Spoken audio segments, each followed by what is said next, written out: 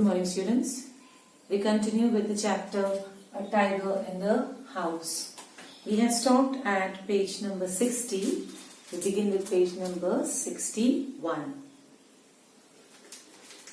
In the last lecture, I had stopped at the paragraph where the grandmother declares that one day only the cook's shoes and clothes would be found, and there would be no sign of the cook because Timothy must have eaten it away. That was the declaration given by the grandmother. Now let's see whether in reality it happens that he eats away a human being. Of course, it never came to that. But when Timothy was about 6 months old, a change came over him. He grew steadily less friendly. At the end of the day, it is a wild animal. Okay? It can't be amiable, it can't be friendly all the time with humans. Its instincts, its basic nature will never ever change. So it grew less friendly. When out for a walk with me, he would try to steal away to stalk a cat or someone's pet dog. So when they would go for a walk with the author, he would just try to sneak away from there, trying to go and attack quietly either a pet dog or a cat. Sometimes at night, we would hear frenzied cackling from the poultry house, and in the morning there would be feathers lying all over the veranda. That means at night he would go and hunt the poultry, the chickens which were there, the hens which were there in the poultry farm, and in the morning there would be feathers lying. That means it was understood that Timothy had eaten away the hens. Timothy had to be chained up more often. And finally, when he began to stalk Mahmoud about the house with what looked like a villainous intent, grandfather decided it was time to transfer him to a zoo. So when it came to animals and all, still it was okay. But when he started stalking, when he started chasing Mahmoud with a very villainous intent, that means intention which was not so good. That means he wanted to attack Mahmoud and eat him away. Then the grandfather decided that he has to be transferred to a zoo.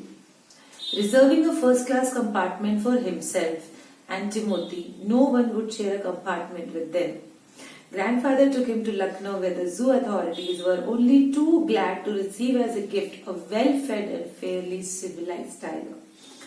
Zoo authorities were happy to receive him because firstly, he was very healthy, Timothy, and moreover, they didn't have to tame it because it was already a tamed and a well-behaved animal. So when they travelled to Lucknow, they reserved a first-class compartment. Obviously, nobody else would share the compartment, the bogie with them, the part of the compartment with them where a tiger is travelling. So they were alone in that compartment. About 6 months later, when my grandparents were visiting relatives in Lucknow, grandfather took the opportunity of calling at the zoo to see how Timothy was getting on. So when he left him over there, and after 6 months, because of some reason of visiting somebody, grandfather wanted to check on Timothy whether he was doing well in the zoo or not. I was not there to accompany him, but I heard all about it when I returned to Dehra. So he was not there, the author who is saying all this stuff was not there along with the grandfather to accompany him, but he heard about the incident, what had happened from everybody. Arriving at the zoo, grandfather made straight for the particular cage in which Timothy had been interned. Interned means kept over there. So he knew which cage he was in, so he wanted to meet him desperately to see how he was doing. So he went over there directly. The tiger was there, crouched in a corner, full grown and with a magnificent striped coat. Tigers are the most beautiful creatures. They're clean, they're neat, their fur is shiny. So grandfather was so happy to see a fully grown tiger over there sitting crouching, cuddling one corner of the cage. "Hello, Timothy," said grandfather and put his arm through the bars of the cage. So there were bars over there, and then he put his arm inside the bars saying hello. The tiger approached the bars and allowed grandfather to put both the hands around his head. So the grandfather was holding on to the tiger like this because it was a tamed animal and it would never forget its owner who gave him so much of warmth and love. Grandfather stroked the tiger's forehead and tickled his ears. So this is what you do to an animal. And he was going on stroking his forehead. And whenever he growled, he smacked him across his mouth, which was his old way of keeping him quiet. So when the growling sound was made by the tiger, earlier also, the grandfather used to smack on his face saying, "Don't make that sound," and he would be quiet. So he was doing the same to the tiger. He licked grandfather's hands and only sprang away when a leopard in the next cage snarled at him. So when the leopard in the next cage looked at him and the chemistry between the grandfather and him, so he was making a sound that was snarling at him. So that's when the tiger in the cage felt a little bit awkward and he went backwards. But when the leopard would move away, he would come forward and then keep licking. Licking matlab chatna the grandfather's hands. Grandfather shooed the leopard away. Shoo means just made him run away from them. And the tiger returned to lick his hands. But every now and then the leopard would rush at the bars and he would slink back to his corner. So the leopard was not listening to the grandfather. Every time he would come, leopard would come, the tiger would run away at the back. A number of people had gathered to watch the reunion when a keeper pushed his way through the crowd and asked grandfather what he was doing.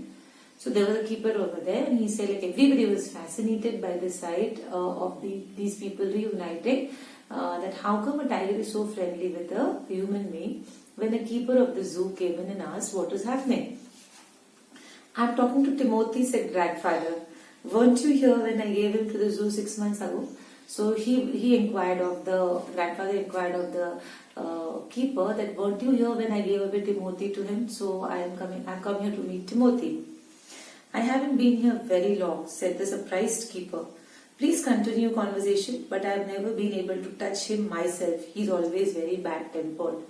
So the keeper declares that whenever I try to touch him, I have never succeeded.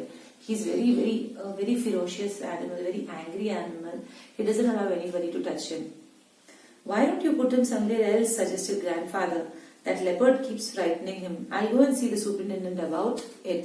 So he said, like the reason of he being so ill-tempered, bad-tempered might be that leopard is bothering him a lot.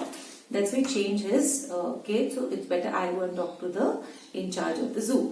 Grandfather went in search of the superintendent of the zoo but found that he had gone home early. And so after wandering about the zoo for a little while, he returned to Timothy's cage to say goodbye. It was beginning to get dark. So he did go in search of the superintendent, but he had gone home early, so he couldn't meet him. So he had to say bye to Timothy now because it was getting dark and he had to leave. He had been stroking and slapping Timothy for about 5 minutes when he found another keeper observing him with some alarm.